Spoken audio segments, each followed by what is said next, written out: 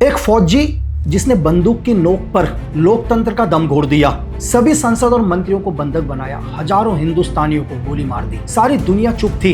तब हिंदुस्तान ने विदेशी धरती पर अपना सबसे बड़ा ऑपरेशन शुरू किया और फिजी में कर्नल स्टीवन रबुका की हुकूमत बदल दी। तभी एक ऐसी रिपोर्ट आती है जिससे देश के प्रधानमंत्री शॉक हो जाते हैं। सारे मंत्रियों को जेल के अंदर डाल दिया, हिंदुस्तानियों को गोलियां मारी जा रही है। 24 घंटे के अंदर हमारे RNW के जो चीफ हैं वो माननीय प्रधानमंत्री को एक सीक्रेट डॉक्यूमेंट्स देते हैं। चाहे दुनिया हमारे खिलाफ चले जाए, लेकिन हम क्या करेंगे, विदेशी धरती पर एक कोविड ऑपरेशन करें। और बाद में पता चलता है कि अचानक जो 55 साल का व्यक्ति था वो अपनी एक 22 साल की गर्लफ्रेंड के साथ क्या है स्टे कर रहा था। जो लड़की उसकी गर्लफ्रेंड थी 22 साल की, वो ऑलरेडी क्या थी, इसको बोलते हैं साइकोलॉजिकल वॉर, कि कैसे लोगों के दिमाग में वो चीजें बैठाना। तो सेनाओं को इतना पैसा दिया गया, पैसों से उनका मुंह भरा गया कि वो किसी भी भारतीय के ऊपर अत्याचार ना करें। होटल के अंदर नौकरी लेता है, एक वेटर के रूप में उसी होटल में काम करता है और लगातार नजर रखता है रबुका के ऊपर।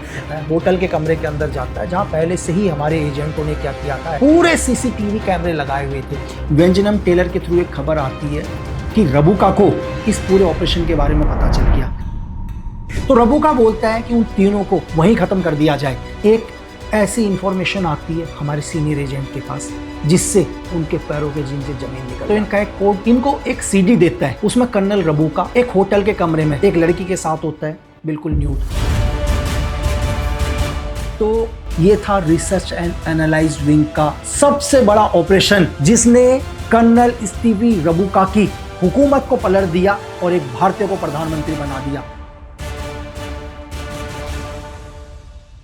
14 मई 1987 को देश के प्रधानमंत्री राजीव गांधी, विदेश मंत्री ND Tiwari, research analyse wing के चीफ AK वर्मा बैठे हुए थे।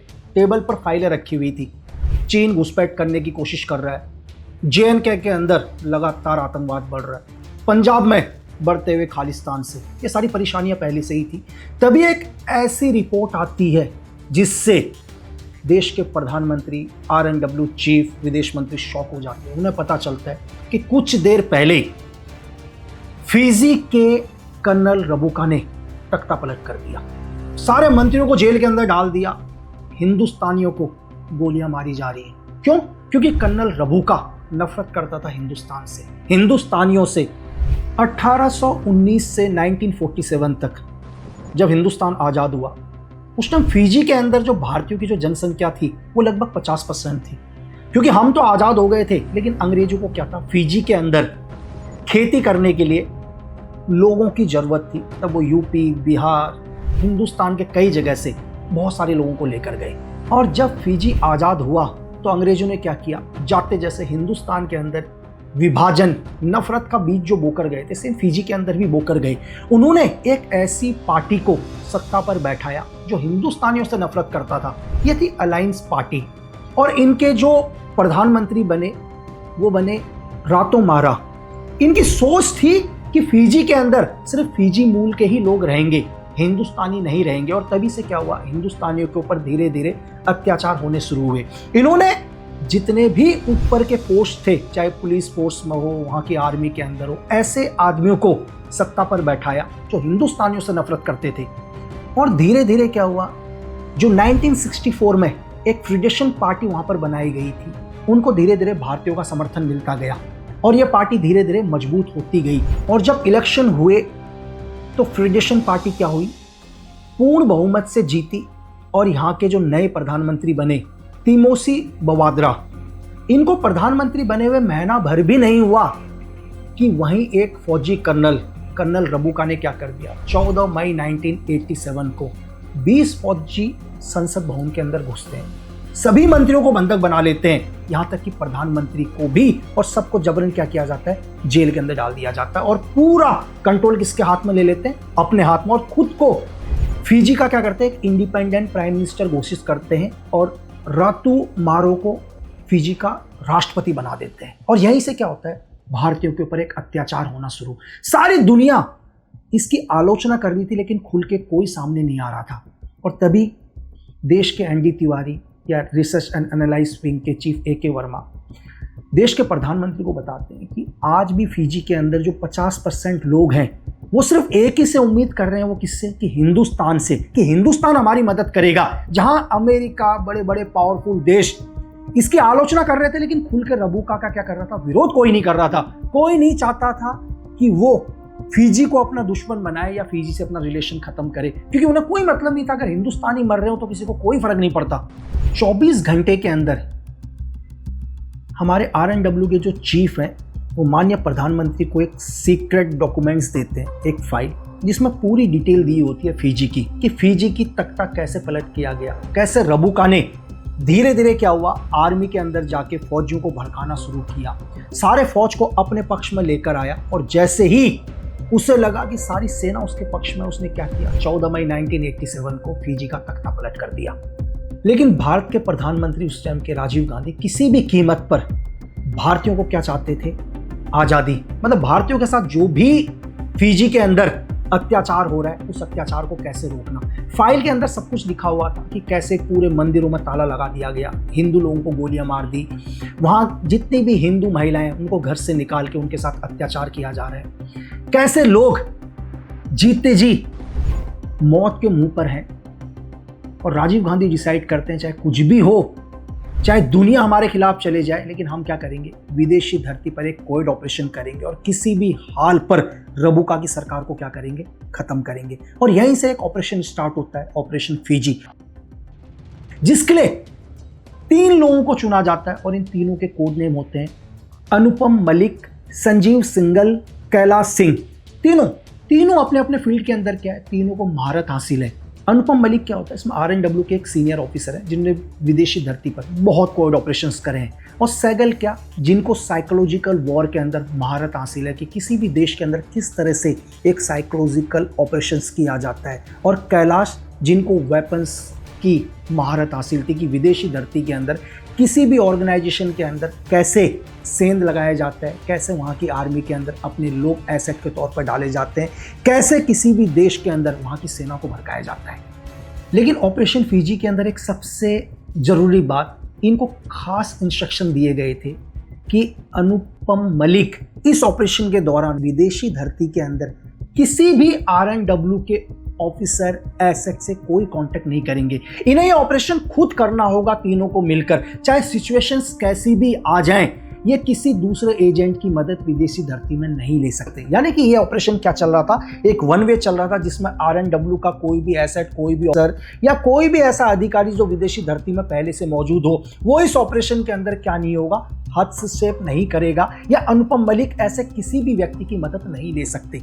ऑपरेशन शुरू होता है। उसके बाद 21 मार्च 1988 इंग्लैंड के एक बहुत बड़ी VIP रेस्टोरेंट में हमारे अनुपम मलिक बैठे होते हैं और उनसे मिलने के लिए कूपर आते हैं। सैमुअल कूपर एक चीनी के बहुत बड़े व्यापारी, जिनका ऑल ओवर यूरोप के अंदर क्या था?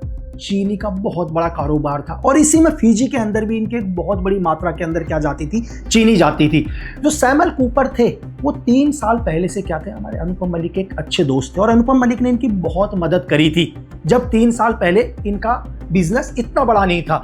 तो कूपर ने उन्हें आश्वासन दिया था कि अगर भविष्य में कभी भी अगर उनकी मदद की जरूरत पड़े तो हमेशा तैयार है। और आज वो वक्त आ गया था जहां हमारे अनुपम मलिक सर को कूपर को ये याद दिलाना था कि 3 साल पहले तुमने एक वादा किया। और आज जब कूपर से वो मिलते हैं तो कूपर को बताते हैं कि किस तरह से फिजी के अंदर हिंदुस्तानियों के साथ अत्याचार हो रहा है। हर हिंदुस्तानी को मारा जा रहा है, निकाला जा रहा है, गोली से भूना जा रहा है और उनके ऊपर दबाव डाला जा रहा है कि वो किसी भी कीमत पर या तो फिजी छोड़कर चले जाएं या यहाँ मारे जाएंगे। आप ही सोचो कि एक आदमी ने अपना जीवन लगा दिया किसी देश के अंदर, वहीं पैदा हुआ, उनके दादा वहीं पैदा हुए, आज उनकी जगह, उनका बिजनेस, कोई आदमी अगर उसको छोड़कर जाएगा तो कहाँ जाएगा? ये आप खुद से पूछो। अगर मैं सपोज करो आपसे ये बोलूं कि आज आपने अपना जो घर बना रखा है, जो आपकी जमीन है, जो बिजनेस है या कुछ भी है, अगर कोई व्यक्ति आपसे ये कह के जाता है कि ये सब कुछ छोड़ के चले जाओ, तो क्या आप छोड़ के जा सकते हो? यही सेम सिचुएशन किसके ऊपर थी उस टाइम? फिजी के अंदर, उस हर भारतीय के अंदर जो फिजी में रह रहा था।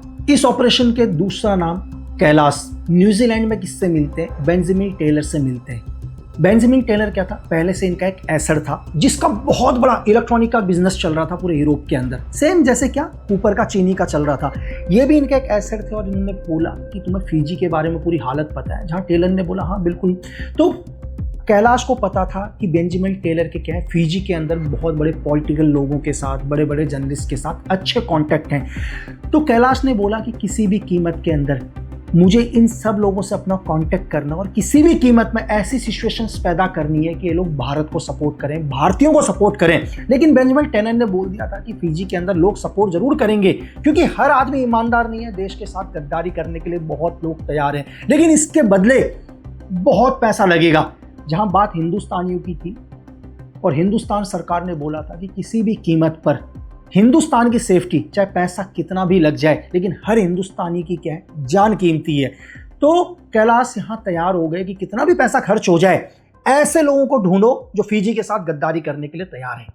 और संजीव सहगल को काम दिया जाता है साइकोलॉजिकल वॉर का। इनका एक ही काम था पूरे यूरोप के अंदर पूरी मीडिया को मैनेज करना, बड़े बड़े TV channels, news channels, newspapers के मालिकों को मैनेज करना और इस तरह के अखबारों के अंदर खबर फैलाना कि फिजी के लोग लोकतंत्र चाहते हैं, वो क्या है, रबुका की गवर्नमेंट से खुश नहीं है, ताकि इसका प्रेशर क्या हो, रबुका के ऊपर इसका प्रेशर पड़ सके और पूरे यूरोप पर यह दिखाया जा सके कि किस तरह से फिजी की जनता रबुका की गवर्नमेंट से नाराज है, रबुका क्या कर रहा है, तानाशाह के रूप पर उभर कर आ रहा है। और सहगल ने क्या किया, बड़े बड़े न्यूज़पेपर, बड़े बड़े जर्नलिस्ट के लोगों से मिलना शुरू किया और इतना पैसा उनको दिया कि सिर्फ ये खबर फैलाने के लिए कि किसी भी कीमत पर फिजी के लोग खुश नहीं हैं रबुका गवर्नमेंट से। और रबुका क्या कर रहा है, लोगों के ऊपर अत्याचार कर रहा है, लोगों को गोलियां मार रहा है, उनका बिजनेस खत्म कर रहा है।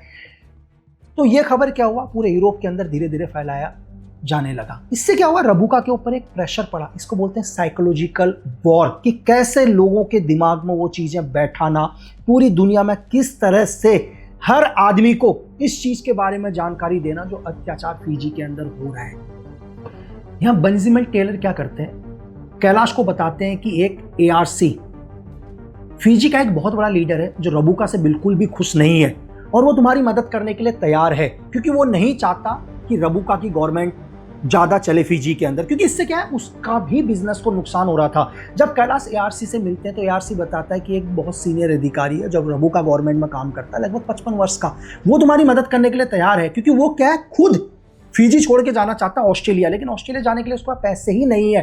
तो कैलाश क्या करता है, उस बुजुर्ग आदमी से मिलता है जो 55 वर्ष का था और एक रेस्टोरेंट में नॉर्मली तरीके से जब बैठे होते हैं दोनों के दोनों, तो कैलाश सीधे उसको बोल देता है कि सर ऑस्ट्रेलिया जाने के लिए कितना पैसा लगता है। तो ये बात सुन के वो आदमी शॉक हो जाता है, वो आदमी सोचता है ये बात तो सिर्फ मुझे पता है कि मैं ऑस्ट्रेलिया जाना चाहता हूँ, इस व्यक्ति को कैसे पता।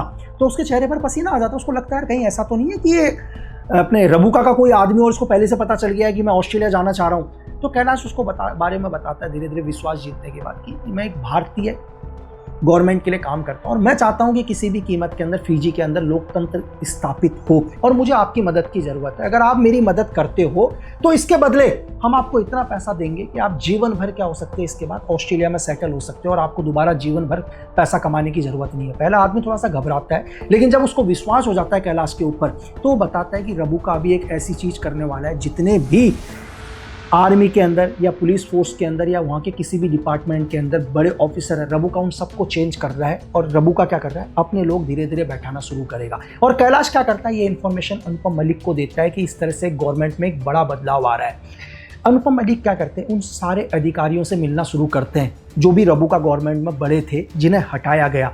और अनुपम मलिक, सहगल, कैलाश उन सबको ये विश्वास दिलाते हैं कि अगर फिजी के अंदर दोबारा लोकतंत्र आता है तो आपको वही पोस्ट दी जाएगी जिस पोस्ट से रबुका आपको हटाना चाहता है। और ये सब के सब लोग क्या होते हैं, धीरे धीरे कैलाश, अनुपम मलिक, सहगल इनको सपोर्ट करना शुरू करते हैं। तो एक तरह से बहुत बड़ा इंटरनली क्या हो गया था, हमारे एजेंटों ने क्या कर दिया कि रबुका गवर्नमेंट में जितने भी बड़े बड़े अधिकारी थे उन सबको अपने पक्ष में ले लिया और धीरे धीरे क्या हुआ, अत्याचार होने बंद हुए फिजी के ऊपर। जो स्टार्टिंग में अत्याचार हो रहे थे, लोगों को गोली मारना, वो धीरे धीरे कम हुआ। और यहीं पर क्या करते हैं, अनुपम मलिक एक बहुत बड़ा काम करते हैं। सेना के अंदर जितने भी छोटे लेवल के अधिकारी थे या फौजी थे उनको दुनिया भर का पैसा देना शुरू करते हैं, क्योंकि सहगल को पता था, अनुपम मलिक को पता था कैलाश को पता था कि अगर भारतीयों के ऊपर अत्याचार करने के ऑर्डर कर्नल रबुका से मिलते हैं, लेकिन अत्याचार कौन करता है? नीचे लेवल की सेना ही करती है। तो सेनाओं को इतना पैसा दिया गया, पैसों से उनका मुंह भरा गया कि वो किसी भी भारतीय के ऊपर अत्याचार ना करें, चाहे रबुका के ऑर्डर्स क्यों ना आ जाएं।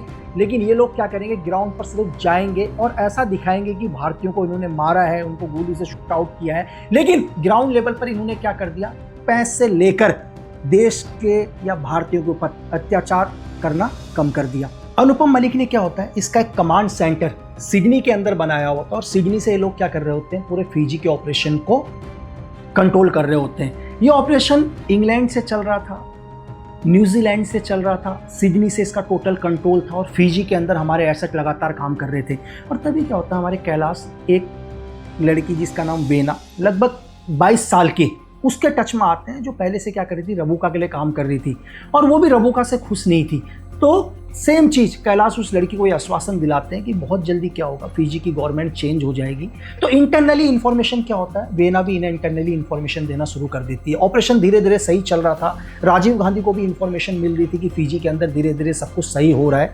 लेकिन तभी एक बहुत बड़ी खबर आती है, और खबर क्या आती है, वेंजनम टेलर के थ्रू एक खबर आती है कि रबुका को इस पूरे ऑपरेशन के बारे में पता चल गया। और ये ऑपरेशन के बारे में डिटेल किसने लीक करी, वेना और एआरसी ने, जो एक पॉलिटिकल लीडर था, और दूसरा जो एक 55 ईयर का आदमी रबुका गवर्नमेंट का इनके साथ मिला हुआ था। और बाद में पता चलता है कि अचानक जो 55 साल का व्यक्ति था वो अपनी एक 22 साल की गर्लफ्रेंड के साथ क्या है, स्टे कर रहा था। और तभी वो अपनी गर्लफ्रेंड को बोल देता है कि बहुत जल्दी हमारे अच्छे दिन आएंगे और हम लोग क्या है, ऑस्ट्रेलिया में सेटल हो जाएंगे, क्योंकि मेरे पास भारत की गवर्नमेंट से बहुत पैसा आ रहा है और हमारे को ज़्यादा दिन यहाँ नहीं रहना पड़ेगा।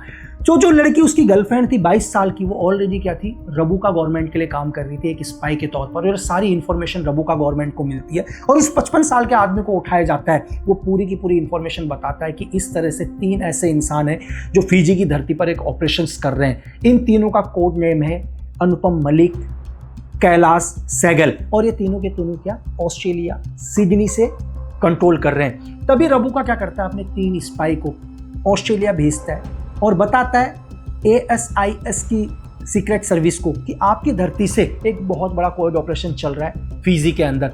और ये लोग जब पता करते हैं, आपको मैंने बोला कि ये तीनों के तीनों कोई नॉर्मल आदमी नहीं थे, अनुपम मलिक, कैलाश सर या सहगल, ये रिसर्च एंड एनालाइज विंग के एक स्पाई थे, वो एजेंट थे जिन्हें विदेशी धरती पर कोविड ऑपरेशन करने में महारत हासिल है। ये नाम इनके ओरिजिनल नहीं थे, तीनों नाम क्या थे, फेक थे। जब रबुका के तीनों स्पाई ऑस्ट्रेलिया के अंदर वहाँ की एम्बेसी इमिग्रेशन में पता करते हैं कि इस नाम के, तो उन्हें ऐसी कोई भी डिटेल नहीं निकलती। लेकिन रबुका ने उन तीनों को ऑर्डर दिया था कि तुम्हें सब चीज़ करने की परमिशन है, अगर किसी चीज़ की परमिशन नहीं है तो क्या, खाली हाथ वापस आने की। जब वो इन तीनों के बारे में पता करते हैं तो एक व्यक्ति ब्रैटली इनको बताता है कि मुझे पता है कि कैलाश, ये तीनों लोग सिडनी के कौन से इलाके से ऑपरेशंस कर रहे हैं और इनकी कमांड पोस्ट कहाँ है। तो ये तीनों के दोनों स्पाई रबुका के खुश होते हैं और रबुका को इन्फॉर्मेशन देते हैं कि हमारे को उन तीनों की लोकेशन मिल गई है। तो रबुका बोलता है कि उन तीनों को वहीं ख़त्म कर दिया जाए।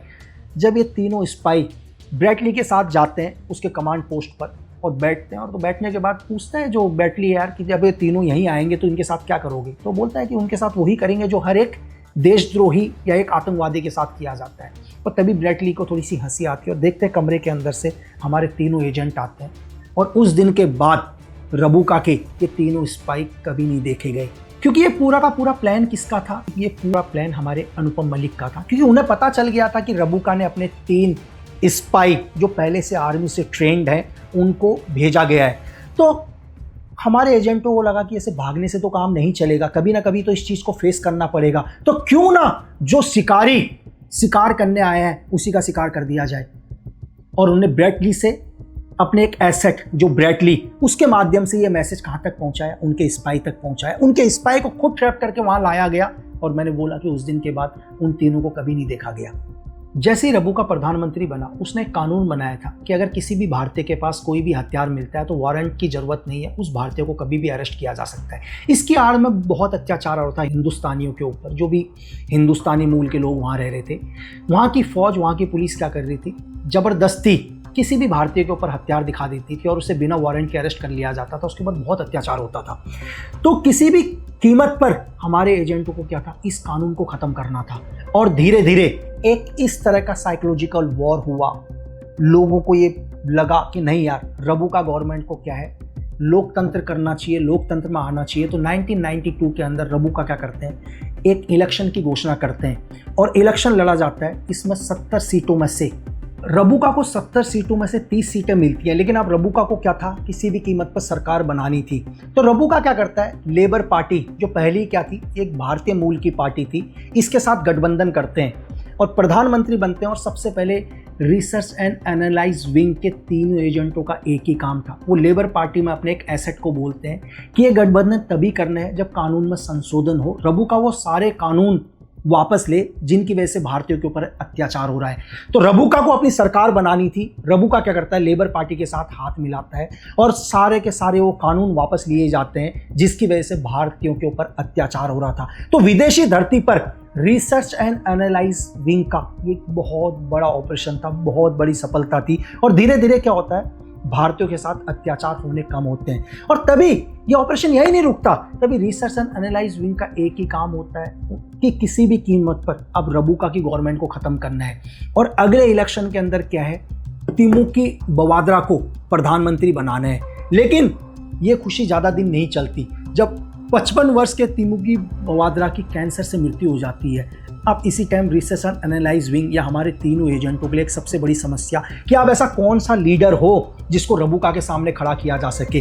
अब लेबर पार्टी की जो अगली नेता कौन थी, तिमुकी बवाद्रा की पत्नी अवी बवाद्रा। ये सबसे बड़ी समस्या थी किसके लिए, हमारे तीनों एजेंटों के लिए। अब किसी भी कीमत पर एक ऐसे व्यक्ति को चेहरा बनाना था जो हिंदुस्तान का पक्ष रख सके, भारतीयों के साथ न्याय कर सके। तभी ऑपरेशन त्रिशूल, लेबर पार्टी का एक ऐसा नेता जिसे किसी भी कीमत पर प्रधानमंत्री बनाया जाना था।